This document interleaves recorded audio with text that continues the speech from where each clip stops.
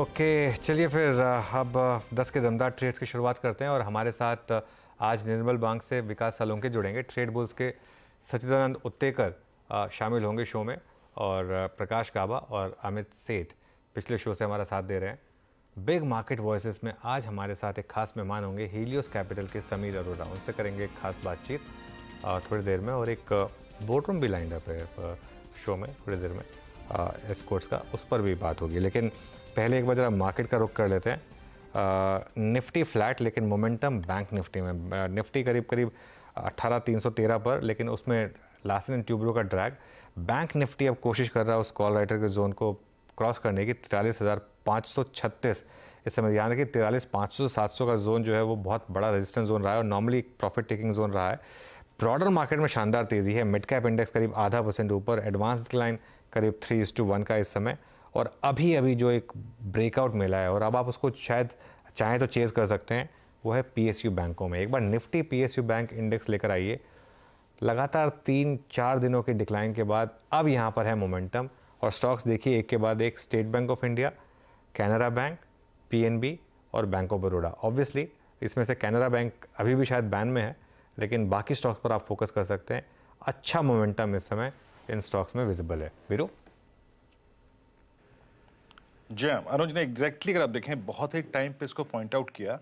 याद रखिएगा Nifty PSU bank index की जो ये कैंडल है 4001 मींस ये वो जिस दिन बाजार ने पनिश किया था निफ्टी पीएसयू बैंक्स को, उस दिन की कैंडल की क्लोज को स्ट्राइक करता हुआ exactly 20 day exponential moving average. और ये हुआ, यानी दिक्कत का सबब जब थोड़ा सा दूर हुआ तो निफ्टी बैंक को देखिए मॉर्निंग के हाई को क्रॉस कर गया। It's 53,540 on the higher side. Anuj ये 43,500 के कॉल राइटर के ऊपर और exactly Nifty PSU bank index का 20 डे को रीगेन करना, आई थिंक ये एक महत्वपूर्ण है पार्ट इस एक्सपायरी का मेरे ख्याल से, है ना। फॉलो थ्रू आ रहा है या नहीं वीरू, क्योंकि वो राइटर काफ़ी स्ट्रांग है और इतनी आसानी से छोड़ेगा नहीं पोजीशन। लेकिन हाँ, मोमेंटम है आज और जिस तरीके से एसबीआई ने लीड किया है इसको, तो ऑब्वियसली थोड़ा सेंटीमेंट जरूर सुधरा है। और आईसीआईसीआई बैंक ने जिस तरीके से सपोर्ट किया साथ में, अब इनफैक्ट अगर बैंक निफ्टी कॉन्ट्रीब्यूशन देखेंगे आप तो अब जो 60 पॉइंट था लास्ट टाइम ने जब डिस्कस किया था आईसीआईसीआई कंट्रीब्यूशन, अब करीब करीब 100 पॉइंट पर पहुंच रहा है। तो लीडरशिप बैंक्स आईसीआईसीआई बैंक और एसबीआई कंट्रीब्यूट कर रहे हैं।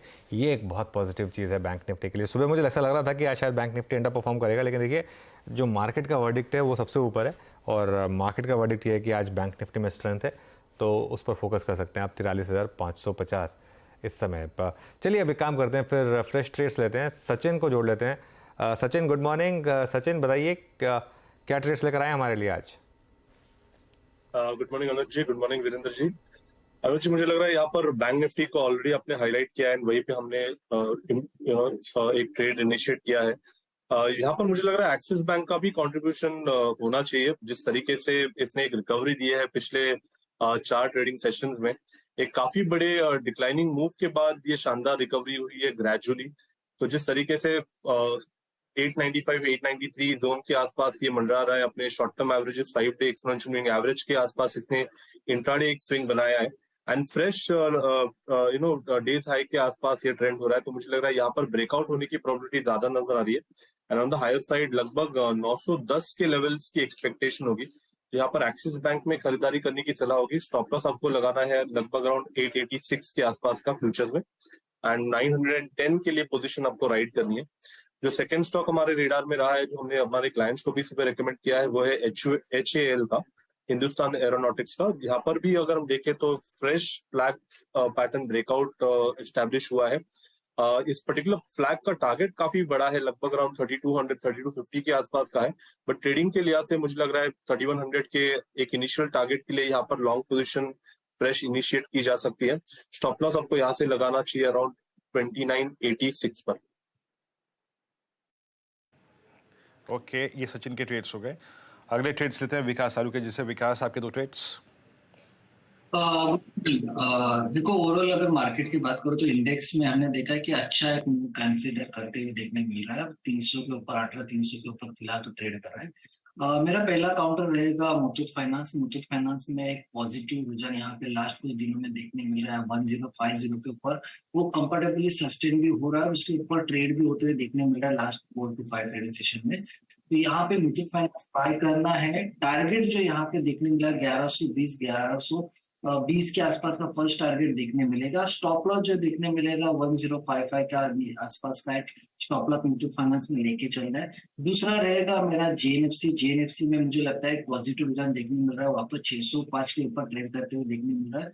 तो ऊपर में 630 के टारगेट के लिए यहाँ पे जेएनएफसी बाय करना है। नीचे में जो स्टॉप लॉस देखने मिल रहा है 595 के आसपास का एक स्टॉप लॉस यहाँ पे रिकमेंड करूंगा। और ऊपर में 632 का टारगेट फर्स्ट जेएनएफसी में भी देखने मिल रहा है। और वीकली चार्ट डेली चार्ट दोनों में भी एक कंफर्टेबली एक ब्रेकआउट यहाँ पे देखने मिल रहा है, जो ये कंसिडर कर रहा है कि ऊपर की साइड एक पॉजिटिव मूव आ सकता है। जीएनएफसी से बैन पीरियड में याद रखिएगा, तो ये कैश के ही नंबर्स हैं आपकी स्क्रीन पे। प्रकाश सर, आपकी दो टॉप कन्विक्शन आइडियाज, कॉल आपकी क्या रहेंगे? बिल्कुल, गुड मॉर्निंग टू यू। और स्टॉक जो पहला चुना है वो है एसबीआई कार्ड। इसमें मोमेंटम है और मोमेंटम को चेस कर सकते हैं। ट्रेड करा है 837 के आसपास, टॉप होगा 830 का, टारगेट 850 है। मोमेंटम वहां तक ले जा सकता है, उसकी उतनी क्षमता रखता है एसबीआई कार्ड। दूसरा स्टॉक है, थोड़ा लॉन्ग हॉल है, वो है जीएनएफसी। जीएनएफसी में बहुत बढ़िया ब्रेकआउट मिला है on a higher time frame basis पर, और ब्रेकआउट मिला है 605 के आसपास और स्टॉप होगा 600, ट्रेड करा है 611 के आसपास। मेरा टेक्निकल टारगेट थोड़ा वक्त लगेगा, लेकिन 650 नजर आते हैं। तो यस, जीएनएफसी पर ध्यान देना चाहिए, स्लाइटली फॉर लॉन्ग हॉल। देखिए फिर इस समय जीएनएफसी पर बेट यहाँ पर। और एक काम करते हैं, अब अमित सेठ के पास चलते हैं। अमित, आपकी ट्रेड इस समय की? जी अनुज जी, मेरी पहली ट्रेड इस समय रहेगी आरईसी लिमिटेड। स्टॉक एक कंटिन्यूअस अप ट्रेंड में है। हमने स्टॉक में एक पुल बैक देखा जिसने 10 डे एक्सपोनेंशियल मूविंग एवरेज पे सपोर्ट लिया और वापस एक अपटिक देख रहे हैं स्टॉक में।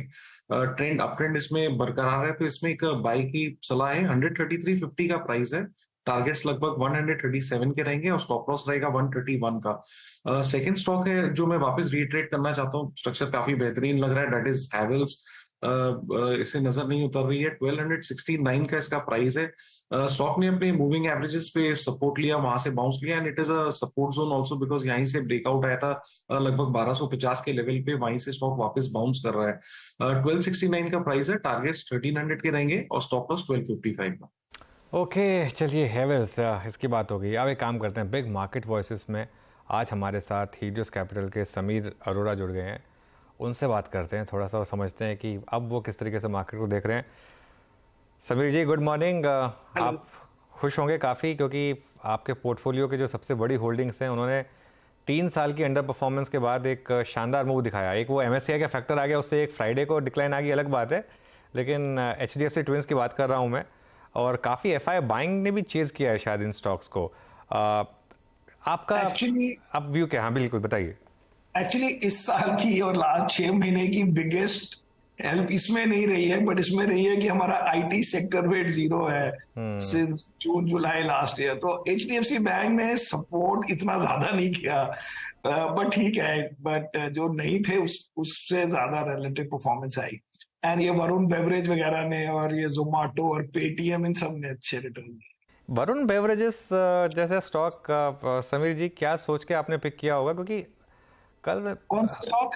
वरुण बेवरेजेस वरुण एक लाख करोड़ का मार्केट कैप हो गया। 2019 से है जी, 2019 से ऑलरेडी 5.5 टाइम्स हो गए हैं उसमें। अब यही स्टोरी होती है हमारी कि हम 20-25 स्टॉक लेते हैं विदाउट एग्जैक्टली नोइंग कि इसमें इतना एक्स्ट्रा क्या होगा, बिकॉज द पॉइंट इज वो कंपनीज को अपने आप डेवलप करना पड़ता है। कौन सोच सकता था 19 में या 20 में कि ये ड्रिंक आएगी स्टिंग, और वो स्टिंग बड़ी हिट हो जाएगी और इतनी बड़ी हिट होगी कि कोका कोला फिर कहेगा मैं चार्ज शुरू कर रहा हूं।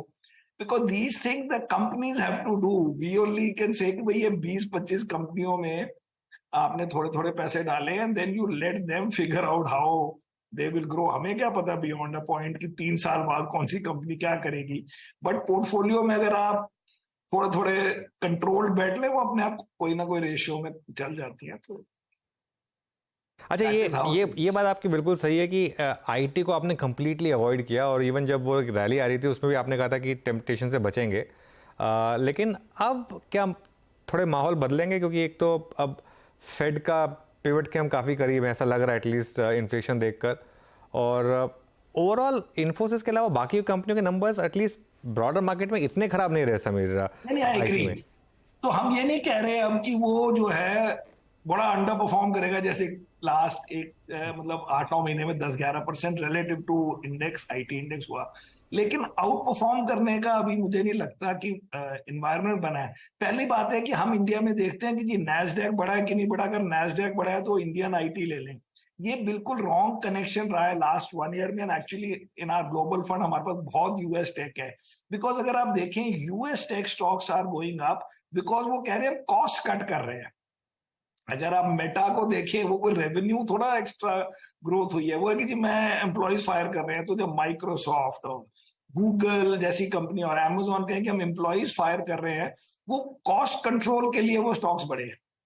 हमारी कंपनियों को चाहिए कि आदमी रेवेन्यू ग्रोथ करे और एम्प्लॉयज की फायरिंग ना करने लग जाए, बिकॉज देन ओके सम में से कि दे विल ज्यादा बिजनेस इंडिया भेज देंगे, but in a big picture sense वो स्टेज अभी खत्म नहीं हुई। तो 1-2 क्वार्टर और देख लेते हैं। अगर वो उन्होंने एक क्वार्टर में सपोज कहा कि हमारी पोजीशन ठीक है या सिचुएशन ठीक है, मे बी 3-4% एक्स्ट्रा बढ़ जाएगा मार्केट से on that day, on that week, and then you can always go.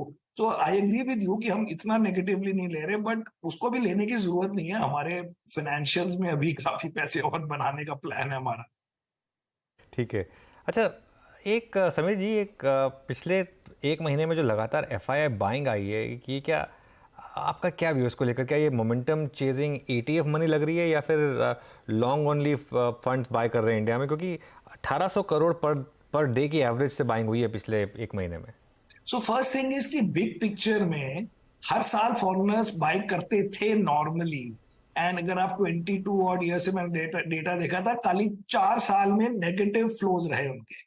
So in general तो उनको वैसे ही बाइंग करनी चाहिए थी और वो बाइंग होनी चाहिए, पर मुझे लगता है उससे ज्यादा इशू जो इंडिया के फेवर में है वो है, ऑफकोर्स एक तो कह सकते हैं कि यूएस इंटरेस्ट रेट्स अब सॉर्ट ऑफ पीक हो गए हैं, उनकी करेंसी सॉर्ट ऑफ पीक हो गई है, तो साइकोलॉजिकली एंड क्योंकि आप 2-4% जो करेंसी में लूज करते हैं वो अब 1-2 साल नहीं करेंगे होपफुली इंडियन करेंसी में।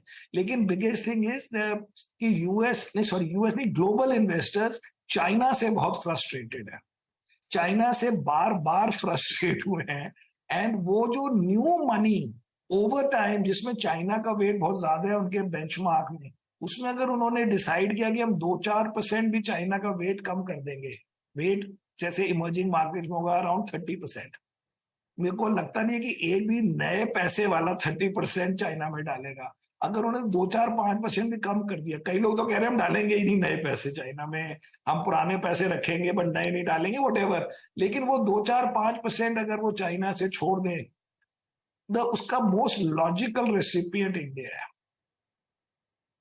सो आई थिंक ये रिलेटिव में इंडिया को बहुत फायदा होगा कि बोथ एफडीआई वाले या सप्लाई चेन वाले या जिनको एक्चुअल इन्वेस्टमेंट करनी है और जो पोर्टफोलियो इन्वेस्टमेंट करनी है, both are looking for an alternative और एन एडिशन टू चाइना, और उसमें इंडिया का दोनों कैटेगरीज में सिग्निफिकेंट अट्रैक्शन है। ओके समीर जी, अभी तक तो आपकी कन्विक्शन से बात हुई, जो एचडीएफसी ट्विंस के बारे में बात हुई, वरुण बेवरेजेस के बारे में बात हुई, आईटी पे मोर और लेस आपका व्यू बहुत अच्छा रहा इस साल, और वो मैं उस पर दोबारा बात नहीं करूंगा। ये 16,800 से लेके 18,400 के बीच में सर आपकी कन्विक्शन लिस्ट में अपीयर क्या हुआ फ्रेश, क्या बाय किया पिछले 2 महीने में sir? Actually as I said, हम 20-25 स्टॉक, हमारे पास टोटल 35 स्टॉक्स होते हैं जिसमें 10 बड़े वाले एंड 20-25 ये जो जैसे कभी पेटीएम है, जोमाटो है, आईडीएफसी फर्स्ट बैंक है, या वरुण बेवरेज है, या इंडसइंड बैंक है, बड़े सारे हैं, तो उन्हीं में कभी कभी ऐड कर देते हैं। कंप्लीटली न्यू स्टॉक रोज सुबह उठ के नहीं ले रहे, बट अगर आप कहें 3-4 महीने में, तो जो नए स्टॉक्स हमने इंट्रोड्यूस किए होंगे, एक तो हमने किया था लैंडमार्क कार्स, और हमने किया था ब्लू डार्ट। तो ऐसे ऐसे कुछ कुछ करते हैं, बट वो 2-2%, 1.5% टाइप करते हैं, बिकॉज द आइडिया इज कि bet is being done on a portfolio, और उस पोर्टफोलियो से हमारा चल जाता है कोई ना कोई स्टॉक या काफी सारे stock, every stock does not have to go up. जैसे लास्ट ईयर हमारा पीरामल सबसे बड़ा डिजास्टर रहा, तो कोई ना कोई डिजास्टर भी बीच में मिलते हैं, पार्ट ऑफ लाइफ है। That is how the model works. अच्छा सर, एक बार मैं आईटी में फिर लौट के आऊँ समीर सर। आपका व्यू वो तटस्थ रहा, मतलब आप समझ लीजिए 4-5 इंटरेक्शन में नो नो नो, बट इस बार मिड कैप आईटी फिर भी लार्ज कैप आईटी से थोड़ी स्टेबल रही है। इसमें कोई डाइवर्जेंस है आपके व्यू में मिड कैप आईटी? वो एक्चुअली क्या है, वो हम अपने एनालिस्ट से कह रहे हैं कि चलो अब एक तो बिग पिक्चर व्यू जो सबने मिलके बनाया उसके बेसिस पे हमने कहा कोई आईटी नहीं चाहिए, but you are absolutely right. अब हल्के हल्के अब डिफरेंशिएशन शुरू होगी कि अब कुछ तो लें, कोई ये वाला ले। लेकिन मेरा बिग पिक्चर बेट ये था, जिसके कारण हमने एनालिस्ट के बॉटम अप आइडिया को भी बोला कि जरा साइड रखो।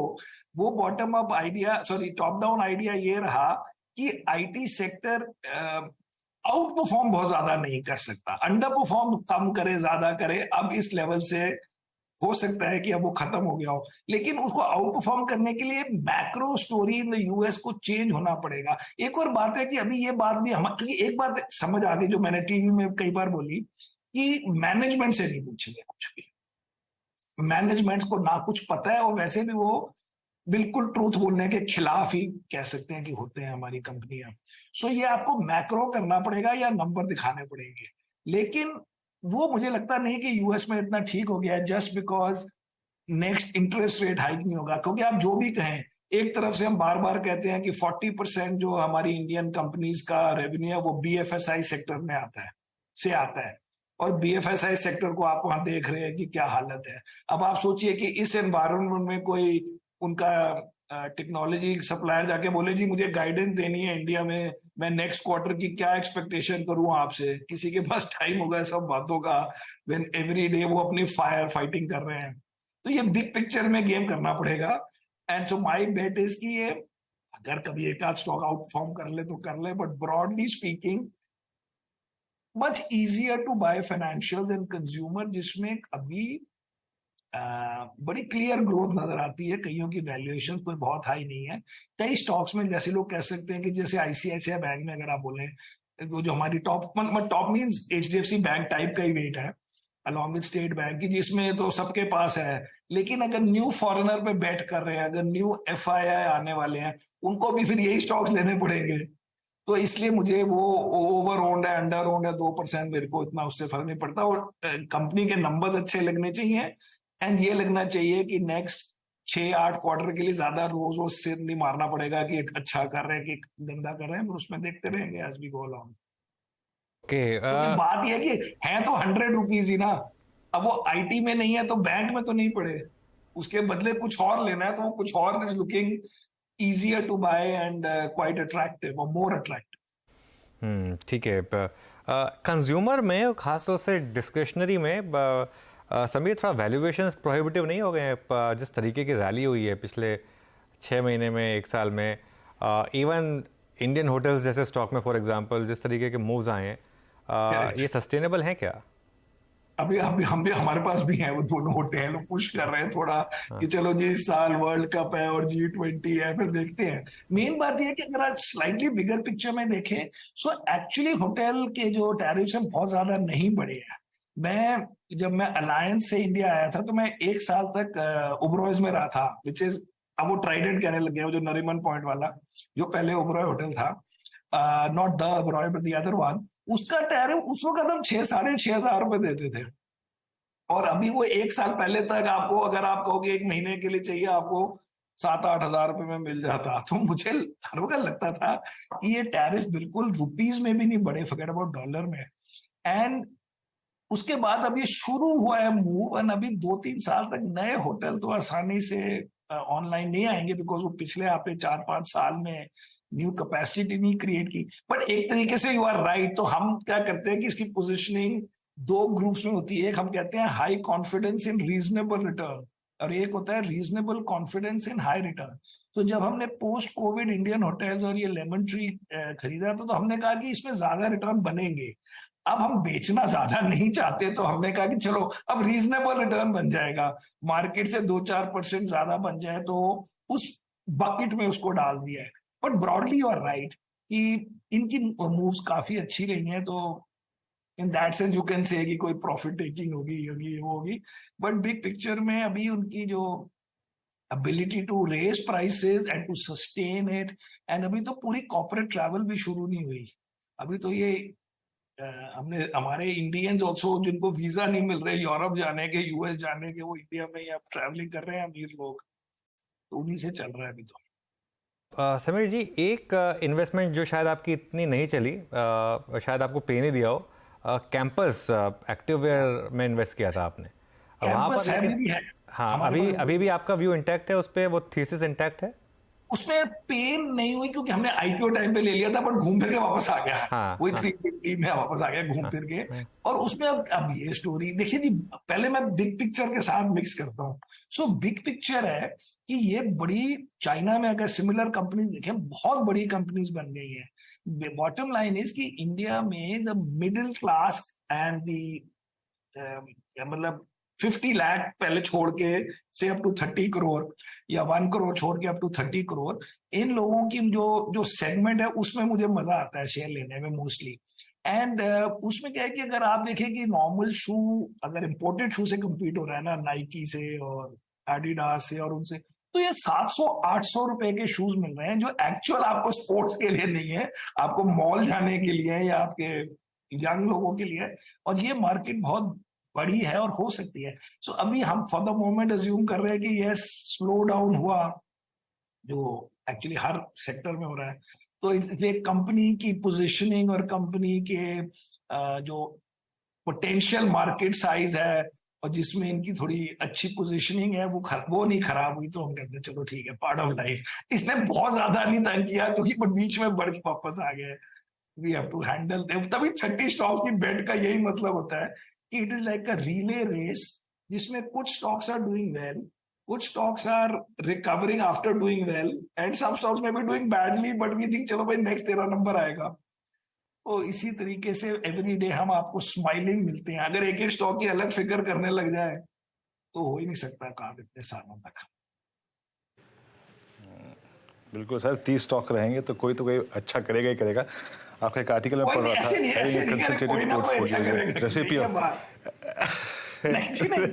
कोई से ज्यादा होना चाहिए, रेसिपी ऑफ डिजास्टर। अच्छा सर, एक या दो स्पेस जिस पे अभी आपने बाइंग तो नहीं करी हो लेकिन आपका पॉजिटिव व्यू हो। आई मीन अगर आप देखें, इस बार ऑटो चल रहा है, Nifty auto index at all time high, Nifty FMCG at all time high, और नीचे से इमर्ज हुआ है इस बार फार्मा। इस 3 बास्केट में कोई स्टॉक और जो नजर में आया हो या फिर पॉजिटिव व्यू हो जिस पर? नहीं, हम नहीं कर रहे जी।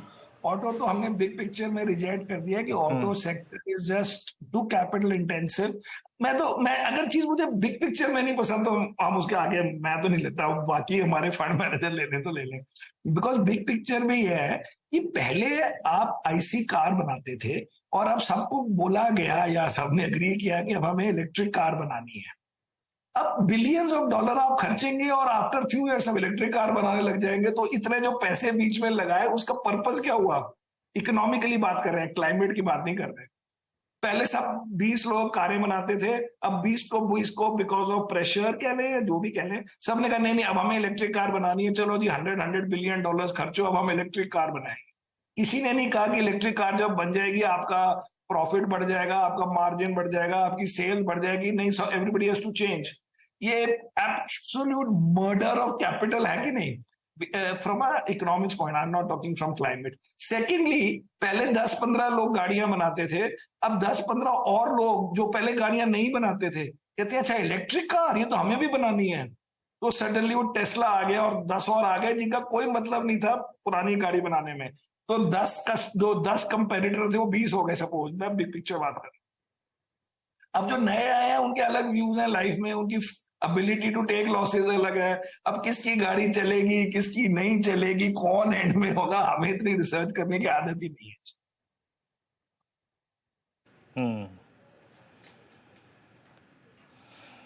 तो ऑटो कंप्लीटली आप देखें समीर सर की जो है ना वो लिस्ट में है ही नहीं। I mean by auto this passenger vehicles, बहुत आई मीन पैसेंजर, बट वही है ना मोस्टली हैवी कमर्शियल। अच्छा सर, ये हाँ, एलएनटी के नंबर्स आए, आई मीन कुछ इफ्स एंड बट्स थे, स्टॉक डे लो पर है, बट मोर और लेस कैपिटल गुड्स ने बहुत अच्छा मूव दिया, चाहे वो एलएनटी हो, सिमेंस हो, एबीबी हो और कंस्ट्रक्शन इंफ्रास्ट्रक्चर कंपनी ने मिड कैप में भी continue to hold. I mean इसमें कोई कन्विक्शन में कमी अब आ रही हो आपके, या फिर आपको, I mean not exactly with in your portfolio, लेकिन अगर हमारा भी कोई व्यूअर होल्ड कर रहा है तो ये पैसा बना के देंगे अभी? तो जी अभी हमारे पास तो एक भी स्टॉक नहीं है इसमें, क्योंकि मैं इन चीजों में जो इंफ्रा और कंस्ट्रक्शन वगैरह में मुझे समझ आ गई कि मुझे लेना ही नहीं जिंदगी में। मैं हमेशा ऑर्डर से कंफ्यूज हो जाता था पहली, कि ऑर्डर मिल गए हैं इनको, गवर्नमेंट से ऑर्डर मिल गए, किसी को रेलवे से ऑर्डर मिल गए। एलएनटी की बात नहीं कर रहा मैं, pure construction, pure EPC type companies की बात कर रहा हूँ, जो रोड बना रहे हैं, ये बना रहे हैं, पाइप्स लगा रहे हैं फॉर वाटर एंड ऑल। उन सब में मुझे भरोसा मेरा खत्म हो गया है, क्योंकि मुझे गवर्नमेंट एज अ कस्टमर नहीं चाहिए। बट एलएनटी हम सोचते थे कि इज अ सिंगल शॉट, मतलब आपने एक एलएनटी लिया, आपका infra, capital good, economic recovery सब कवर हो गया, लेकिन अभी तक हमारे पास है नहीं, फॉर्चुनेटली, एटलीस्ट आज के लिए फॉर्चुनेटली। बट ओवरऑल हमें एलएनटी लगता है कि स्टिल बिग पिक्चर में अगर पता ना हो कि कौन से सेक्टर में कौन सा ऑर्डर मिलेगा, वो सब अगर आपने सिंपल कर रखनी है लाइफ, तो एलएनटी है। बट एनीवेयर जिसमें गवर्नमेंट कस्टमर है या गवर्नमेंट के लिए आप प्रोजेक्ट कर रहे हैं, वो तो मैं नहीं करूंगा, क्योंकि उसमें क्या होता है कि वो पेमेंट्स टाइम पे नहीं आती, एंड सबसे ज्यादा वो लोग फंसते हैं जिनको पेमेंट टाइम पे आ जाती है, बिकॉज फिर वो कॉन्फिडेंट होकर अपना डबल प्रोजेक्ट करने लग जाते हैं, और फिर पेमेंट टाइम पे नहीं आती। एंड में तो पेमेंट टाइम पे नहीं आनी, आप पहले राउंड में नहीं आई तो यू आर लकीयर। तो वो तो मैं नहीं लूंगा, क्योंकि मैंने 20 साल में सारे ट्राई कर लिए और आज तक एक स्टॉक में 1 रुपए का फायदा नहीं। ओके, चलिए समीर साहब, शुक्रिया जुड़ने के लिए आज हमारे साथ, और अच्छा लगा आपसे बात करके as always. Thank you. Okay, चलिए शो खत्म करने से पहले सचिन के पास एक फ्रेश ट्रेड है, तो एक ट्रेड के साथ शो का अंत करेंगे। सचिन, बताइए क्या ट्रेड होगी आपकी?